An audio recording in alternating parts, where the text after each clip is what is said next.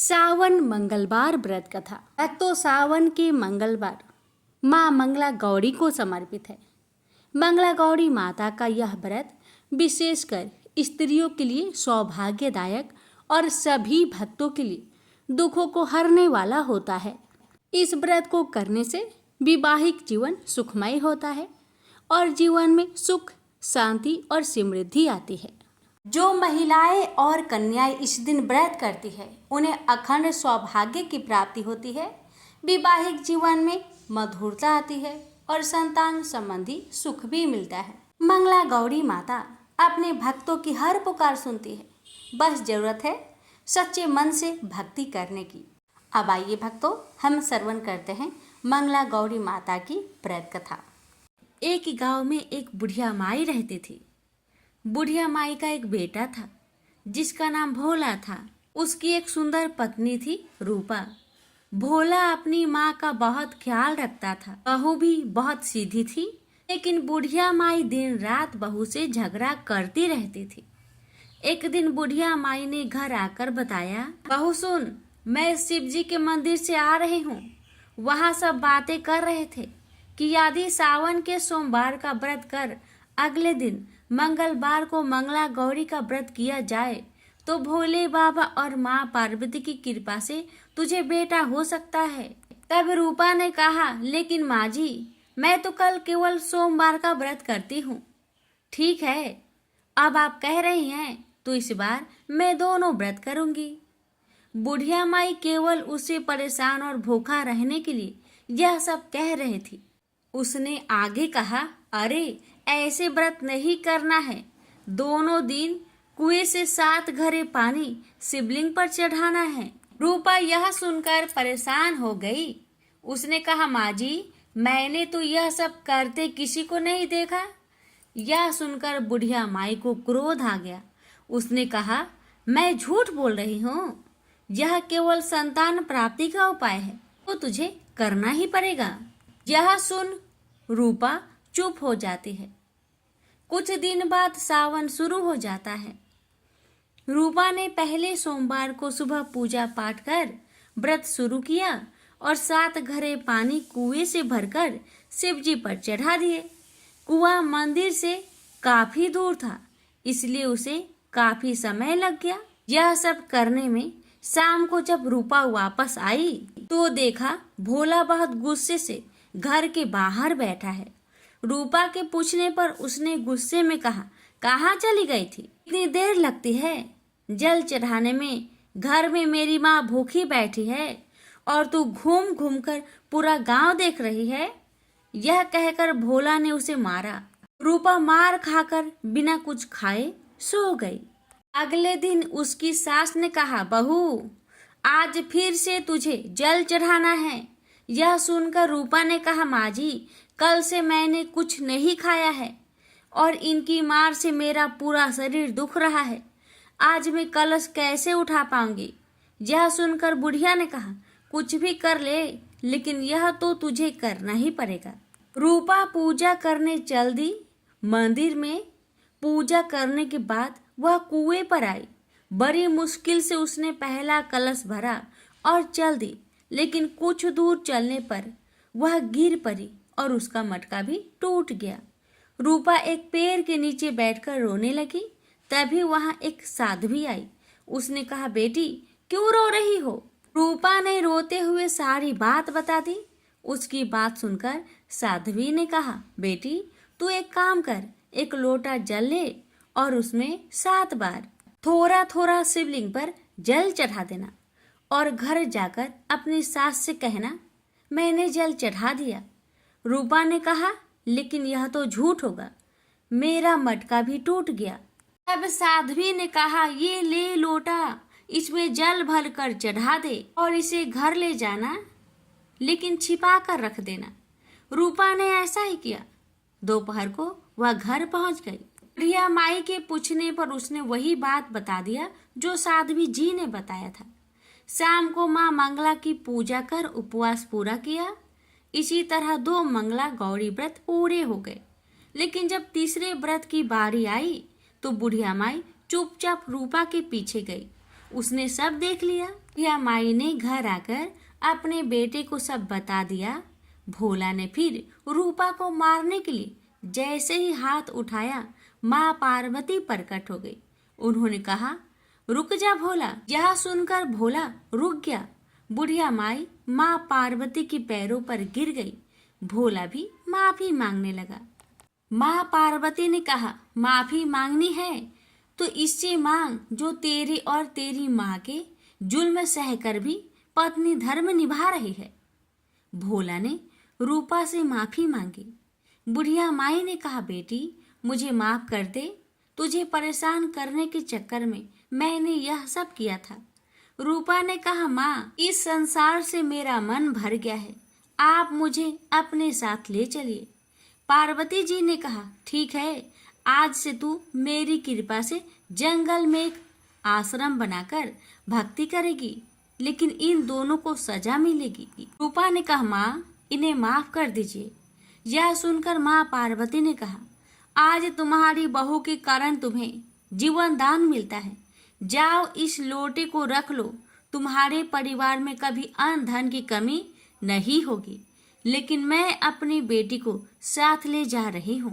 माँ की कृपा से रूपा ने एक आश्रम बनवाया, जिसमें बहुत सी स्त्रियां जो घर में दुखी थी आकर भगवान की भक्ति करने लगी। प्रेम से बोलिए, मंगला गौरी माता जी की जय हो। माता आपकी कथा कहने वाले, सुनने वाले, हुक्कार भरने वाले सभी भक्तों पर अपनी कृपा सदा सर्वदा बनाए रखना। प्रेम से बोलिए, मंगला गौरी मैया की जय। प्राचीन काल में कुरु देश में श्रुत कीर्ति नामक एक राजा शास्त्र ज्ञाता, कीर्तिमान तथा शत्रु रहित था। वह 64 कलाओं को जानने वाला तथा धनुर्विद्या में निपुण था। उसके यहाँ संसार की किसी वस्तु की कमी न थी। कमी थी तो केवल एक संतान की। संतान प्राप्ति के लिए वह दिन रात यत्न करता था। उसने संतान के लिए देवी की आराधना भी की। एक दिन देवी ने उसकी आराधना से प्रसन्न होकर उसे साक्षात दर्शन दिए और कहा, हे श्रुत कीर्ति, वर मांगो। राजा श्रुत कीर्ति ने कहा, माँ यदि आप मुझ पर प्रसन्न हैं तो मुझे एक पुत्र दीजिए। आपकी कृपा से मेरे यहाँ धन्य धान्य आदि किसी चीज की कमी नहीं, बस एक कमी है तो पुत्र सुख की। इसको छोड़कर मेरे यहाँ सब आनंद है। राजा के ऐसे कहने पर देवी मुस्कुराई और उन्होंने कहा, राजन तुमने एक दुर्लभ वस्तु की याचना की है, फिर भी तुमको पुत्र मैं अवश्य दूंगी, लेकिन तुम मेरी बात को ध्यान देकर सुनो। तुम्हारे यहाँ जो पुत्र होगा वह बहुत गुणवान होगा, किंतु वह 16 वर्ष से अधिक जीवित नहीं रहेगा। हाँ, यदि एक सुंदर अथवा विद्या विहीन पुत्र होगा तो वह बहुत समय तक जीवित रहेगा। देवी की बात सुनकर राजा चिंता में पड़ गया और माता की बात अपनी पत्नी को बताया। कहा, हे रानी, माता रानी ने कहा है, अगर मैं गुणवान पुत्र का मांग करता हूँ तो वह 16 वर्ष तक जीवित रहेगा। अगर अनपढ़ गंवार पुत्र की मांग करता हूँ तो वह दीर्घ काल तक जीवित रहेगा। अब तुम बताओ मैं क्या करूँ और क्या मांगू। बहुत सोच विचार करके राजा ने गुणी संपूर्ण लक्षण युक्त 16 वर्ष की आयु वाला पुत्र मांगा। देवी ने कहा, राजा मेरे मंदिर के मुख्य द्वार पर आम का पेड़ है। मेरी आज्ञा है कि तुम उस पेड़ से एक आम तोड़कर अपनी रानी को खाने के लिए दे दो और उसको खाने से ही रानी का गर्भ अवश्य ठहरेगा। राजा ने प्रसन्न होकर देवी के मंदिर के मुख्य द्वार पर जो आम का पेड़ था वहां से एक आम तोड़कर अपनी पत्नी को खाने के लिए दिया। रानी ने भी माँ मंगला गौरी के आदेश अनुसार फल खाया और 10 मास के पश्चात उसके यहाँ देव पुत्र तुल्य पुत्र पैदा हुआ। हर्ष शोक से संपन्न राजा ने राजकुमार का कर्म आदि संस्कार करवाया और भगवान सदाशिव का ध्यान धरकर उसका नाम चिरायु रखा। लड़का अपने माता पिता की देख रेख में चांद की तरह बढ़ने लगा। दिन बीतते चले गए और उसका 16वां वर्ष आरंभ हो गया। राजा रानी दोनों को चिंता सताने लगी। राजा ने सोचा, मैंने यह पुत्र बड़े कष्ट से प्राप्त किया है, अपनी आंखों के सामने इसका मृत्यु कैसे देख सकूंगा, कैसे सह सकूंगा। यह विचार करके उसने राजकुमार को उसके मामा के साथ काशी में भेज दिया। जाने के समय रानी ने अपने भाई से कहा, भाई तुम कार्पटिक भेष धारण करके राजकुमार को काशी ले जाओ। मैंने इसके जन्म से पूर्व भगवान श्री सदाशिव से प्रार्थना की थी कि हे प्रभु, पुत्र प्राप्ति पर मैं उसे जगत पिता की यात्रा के लिए भेजूंगी। इसको इसी समय काशी ले जाओ, इसकी देह प्राण की रक्षा करना। रानी का भाई अपनी बहन की बात सुनकर भांजे को साथ लेकर काशी चला गया।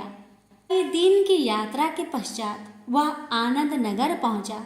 वहां पर वीरसेन नाम का एक राजा राज्य करता था, जो कि शास्त्र ज्ञाता, कीर्तिमान तथा शत्रु रहित था। उस राजा की कन्या मंगल गौरी अपने रूप लावण्य के कारण चहु और प्रसिद्ध थी। मानो वह राजकुमारी आकाश के चांद की तुलना में धरती की चांद थी। जिस समय राजकुमार चिरायु तथा उसका मामा आनंद नगर में शहर से बाहर के शाही बगीचे में पहुंचे, उस समय राजकुमारी मंगल गौरी अपनी सखी सहेलियों के साथ खेल रही थी। राजकुमार चिरायु तथा उसका मामा खेलती हुई लड़कियों को देखने लगे। खेलती हुई लड़कियों में से एक ने क्रोध में भरकर राजकुमार को गाली दिया। बालिका को क्रोधित और दुर्वचन कहते देखकर राजकुमारी ने उस बालिका से कहा, हे सखी, तुम गाली क्यों दे रही हो? तुम दुर्वचन क्यों कहती हो? मेरे संग अयोग्य वाणी बोलने वाली कोई भी स्त्री नहीं है। देखो, मंगला गौरी के प्रसाद एवं मंगला गौरी व्रत के प्रभाव से मेरे हाथ से जिसके माथे पर चावल गिर जाए, उसके साथ मेरा विवाह हो जाने पर यदि वह थोड़ी आयु वाला है तो भी चिरायु हो जाएगा। इसके बाद सब बालिकाएं अपने अपने घर को लौट गई। उस दिन राजकुमारी का विवाह वाहिक देश के ढिंड धर्मा राजा के पुत्र सुकेतु नाम वाले राजकुमार से होने वाला था। लेकिन सुकेतु मूर्ख, कुरूप तथा बहरा था। वर पक्ष वाले उसकी बजाय विवाह मंडप में अन्य अच्छा वर ले जाने की इच्छा प्रकट कर चुके थे। विवाह के पश्चात सुकेतु के बजाय प्रस्तुत वर को भगा दिया जाएगा और सुकेतु वाहिक देश को अपनी पत्नी लेकर लौट जाएगा। ऐसा विचार करके वर पक्ष के कुछ आदमी चिरायु के पास जाकर उसके मामा से कहने लगे, यह बालक तुम हमें दे दो, इसके द्वारा हमारा कार्य सिद्ध होने वाला है। इस भूमि पर परोपकार जैसा अन्य कोई धर्म नहीं है। उन लोगों की बात सुनकर चिरायु का मामा प्रसन्न हो गया, क्योंकि वह बगीचे में मंगल गौरी की बात सुन चुका था। उसने वर पक्ष वालों से कहा, आप लोग इस लड़के को क्यों चाहते हैं? विवाह के लिए वस्त्र गहने आदि तो मांगे जा सकते हैं, लेकिन कोई वर थोड़े ही मांगा जाता है। फिर भी मैं आपकी बात रखता हुआ लड़का को दे रहा हूँ। वर पक्ष राजकुमार चिरायु को विवाह मंडप में ले गए और विवाह के कार्य सिद्ध हो गया। जब सप्तपदी आदि कार्य होने के बाद रात में राजकुमार मंगल गौरी के साथ सोया, तभी उसका 16वां वर्ष समाप्त हो रहा था। ठीक उसी समय काल साप के रूप में वहां आया। संयोगवश उसी समय राजकुमारी की नींद खुल गई और वह सांप को देखकर मारे भय के कांपने लगी। फिर उसने भय त्याग कर सांप की पूजा की पीने के लिए उसे बहुत सा दूध दिया, प्रार्थना की दीन बानी से, उसकी स्तुति की। मंगल गौरी ने कहा, मैं उत्तम व्रत करूंगी, मेरे पतिदेव जीवित हो जाए और चिरंजीवी हो। देखते ही देखते सांप कमंडल में प्रवेश कर गया। अपनी कुछ की चोली से राजकुमारी ने कमंडल का मुख बांध दिया। उस समय राजकुमार अपने शरीर के अंगों को ऐंठते हुए जागकर उठकर बैठ गया। उसने राजकुमारी से कहा, मुझे बहुत भूख लगी है। राजकुमारी ने माता के समीप जाकर लड्डू आदि लाकर राजकुमार को खाने के लिए दिए। राजकुमार ने प्रसन्न होकर भोजन किया। हाथ धोते समय उसके हाथ से अंगूठी गिर गई। वह पान खाकर दोबारा सो गया। उसके सोने के बाद राजकुमारी कमंडल को बाहर फेंकने के लिए गई, लेकिन विधि के विधान से बाहर जाते समय चमकते हुए हार की चमक देखकर चकित रह गई। उसने उस घट में स्थित हार को अपने गले में पहन लिया। थोड़ी रात बाकी रहने पर चिरायु का मामा आकर उसे ले गया। चिरायु के जाने के बाद वर पक्षजन सुकेतु को वहां ले आए। मंगल गौरी ने जब सुकेतु को देखा तो कहा, यह मेरा पति नहीं है। इस पर वर पक्षजनों ने राजकुमारी से कहा, हे देवी, यह तुम क्या कह रही हो? यदि कोई पहचान हो तो कहो। मंगल गौरी ने कहा, रात को मेरे पति ने जो मुझे जराऊ हार दिया है, उस हार के रत्नों की सुंदरता यह बताए, यह कोई अन्य ही है। रात्रि में आम्र सेजन के समय मेरे पति का केसरयुक्त पद मेरी जांघ में लगा हुआ है। लोग उसे देखो। रात के समय मेरे और मेरे पति के बीच जो बातचीत हुई है और हमने क्या भोजन किया था, ये भी बतलाए तो यह मेरा पति होगा। मंगल गौरी की बात सुनकर वर पक्ष जनों ने कहा, ठीक है, लेकिन सुकेतु उपरोक्त प्रश्नों में से किसी एक का भी उत्तर नहीं दे सका। इस पर कन्या पक्ष वालों ने उसके साथ राजकुमारी को भेजने से इनकार कर दिया और वर पक्ष जन अपना सा मुंह लेकर जैसे आए थे वैसे ही लौट गए। मंगल गौरी के पिता महाराजा वीरसेन ने प्रसन्न होकर एक महान यज्ञ रचाया। उसने ये भी सुना कि वर पक्ष जन किस प्रकार अपने कुरूप राजकुमार के बजाय किसी अन्य सुंदर युवक को विवाह के मंडप में ले आए थे और उसके साथ मंगल गौरी का विवाह हुआ था। अब मंगल गौरी राजमहल के बरामदे में एक जिक्र की ओट में बैठ गई और प्रत्येक आते जाते यात्री को देखने लगी ताकि उनमें कहीं उसे चिरायु दिखाई दे जाए। उधर चिरायु भी अपनी ससुराल का हाल जानने के लिए अपने मामा के साथ वहां आ पहुंचा। जो ही वह चिक के सामने से गुजरा, मंगल गौरी ने उसे देखकर कहा, पिताजी, मेरे पति आ गए हैं। राजा ने तुरंत ही मामा भांजे को राजभवन के भीतर बुलवा भेजा। मंगल गौरी की बताई हुई सब निशानियां चिरायु में मौजूद थी। राजा ने वस्त्र भरण अवश्य, गज रथ तथा अन्य बहुत सी चीजों के साथ मंगल गौरी चिरायु के साथ कर दी। उसके बाद चिरायु राजा वीरसेन से विदा होकर अपनी पत्नी एवं मामा के साथ कुल नंदन सेना सहित अपने नगर को गया।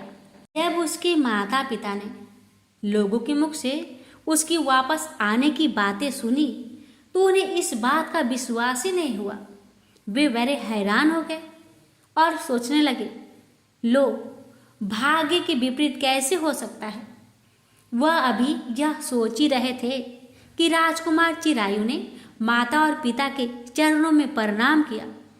माता ने उसका सिर चूमा और उसके आनंद का कोई परावर ना रहा। फिर उसने पुत्र वधू को अपनी गोद में बैठाकर उससे सारा हालचाल पूछा। मंगल गौरी ने उनको व्रत का महात्म्य तथा पिछला समस्त घटनाक्रम बतलाया। मंगला गौरी के कारण ही तभी से यह व्रत मंगल गौरी के नाम से प्रसिद्ध हुआ। से जो कोई भी सुनेगा अथवा इसका कीर्तन करेगा उसके सभी मनोरथ सिद्ध हो जाएंगे। से बोलिए मंगला गौरी माता की जय हो।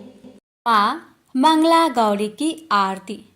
जय मंगला गौरी माता, जय मंगला गौरी माता, ब्रह्म सनातन देवी शुभ फल कदा दाता। जय मंगला गौरी माता, जय मंगला गौरी माता, और कुल पद्म विनाशनी जय सेवक त्राता। जग जीवन जगदम्बा हरिहर गुण गाता। जय मंगला गौरी माता, जय मंगला गौरी माता। सिंह को वाहन साजे कुंडल है, हाथ देव बंधु जह गावत नित्य करता था। जय मंगला गौरी माता, जय मंगला गौरी माता। सतयुग सी सुसुंदर नाम सती कहलाता, हिमाचल घर जन्मी सखियन रंगीराता। जय मंगला गौरी माता, जय मंगला गौरी माता। शुभ निशुभ बिदारे हिमाचल श्वेता, सहस भुजा तनु धरि के चक्र लियो हाथा। जय मंगला गौरी माता, जय मंगला गौरी माता। सृष्टि रूप तू ही जननी, विसंग रंग राता। नंदी भृंगी बिन लाही तारा मद माता। जय मंगला गौरी माता, जय मंगला गौरी माता।